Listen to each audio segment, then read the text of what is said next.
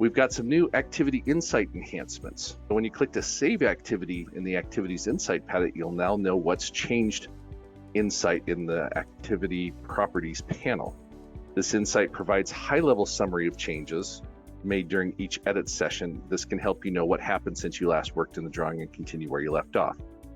The what's changed insight is tied to the drawing, not individual users, so all AutoCAD collaborators working on the drawing can create and view the same insights. Generally, each what's changed insight now includes the following information: a list of changes for specific objects, right? So the workflow used 60% application setup, 20% object modification, 20% drawing setup and management. A workflow breakdown is based on command execution. You've got your elapsed editing time of 15 minutes, 3 seconds. Your file size changed if it went up or down. Each insight includes a thumb up or a thumb down feedback option, allowing you to rate its helpfulness. And additionally, that you can provide more specific feedback on the tool through the Autodesk Help Us Improve link in the What's Changed header. Right, the Help Us Improve right here. So, technical requirements for this to work: you must be connected to the internet to receive the What's Changed insight. The What's Changed insight is currently available only in basic AutoCAD. This means that the insight will not reflect changes made in the drawing through other AutoCAD-based products. So Civil 3D does not have this. This is currently only in basic AutoCAD LT.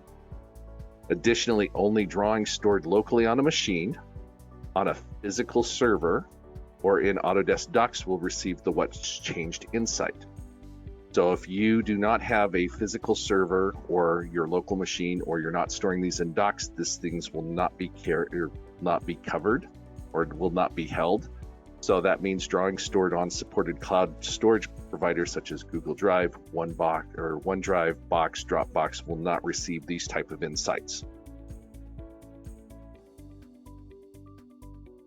So in addition, you now have a search and filter. The search and filter bars have been simplified now to allow for ease of use. You can now filter activities by time, users, specific activities with one button.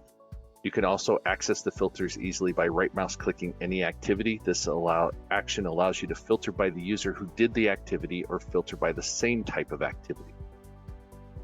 Right? Filter by the user, filter by the activity saved. So with that, we're going to just do a little demonstration. I believe it's in this one.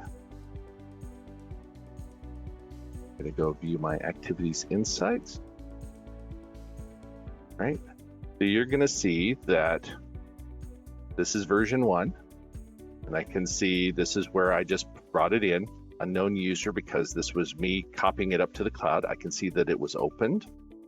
I can see that it was opened read-only by myself again. And I can see that one of my coworkers, Shlomo, opened this file. And I can see that he saved it, where we walked through drawing setup and management and 50% of the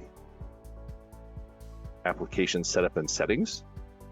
And again, I reopen the file here, and you'll see I've opened the file today as well.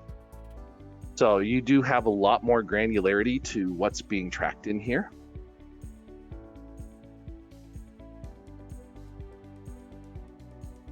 So that's activities insights. Will this be applied for one saved in Vault? Jordan, I don't actually know the answer to that question, to be honest with you. I would imagine, since Vault is technically being stored on a server, that this information should be there. That was a very good question. That's why I wanted you to know that.